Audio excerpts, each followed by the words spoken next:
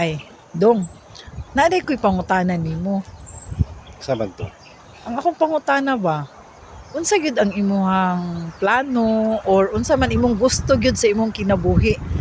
Mga pila na ba ta ka tuig nagpuyo ha? Mga 36 years na. Wa pa mo ko kahibalo kung unsa gyud ang imong gusto sa imong kinabuhi. Oh, Unsa man gyud di ay? ako simple lang. Unsa man? Dili bala, dili ta dato. Mas game team. Doon ako ko dato basta nga ako lang yun nga kana bang natay kuan diri sa kalibutan kay kita mawala man kita diri. Oo. Natay legacy sa kalibutan nga di makalimtan sa tao. Unsa man ang imong legacy? Kada nga nga example gusto? ha. Example na kay nahimo nga maayo. Ay, oo. Kung saan malay mo ng kwartahan ka pero di ka maayo. Kung kaso nga mawala ka sa kalibutan, ikaw kwartahan ka di ka maayo. Wa kay ayo.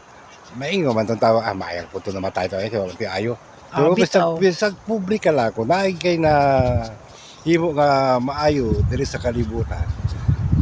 Mawala ba ka sa kalibutan diri na nakikita ko makaingon sa imo nga ay kada si Kwan maayong tao to maayo to ko dari ato maduulan ana ba wala ka Kwan ba kana bang di ka makalimtan ultimo imong apo may makaila daw kisa imong lolo mao ni si Kwan ay si Kwan di imong lolo ay maayong tao ra ba to pero kung ikaw may pagkadaotan ka wala kaya walay ayo yung pagkakwa pati imong apo na mga tao kasi imong apo mao ni si imong lolo ay wa man ti ayo ti imong lolo gud Mas maayo gyud na mabuhat Maayo gyud. gyud ang Na gyud kay kuwan ba? mabuhat na maayo no. Oo. Kay para na kay ika panghambog or ika pabilin sa imong Bahala masunod na nga publika pero bitaw. ang imong nabilin maayo.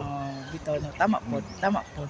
So guys, mao to iyahang gusto nga mahitabo sa iyang kinabuhi. So maupod to nga maupod na nga kita dapat naalang gyud tay ibilin nga maayo gyud. So mao lang to guys. Bye.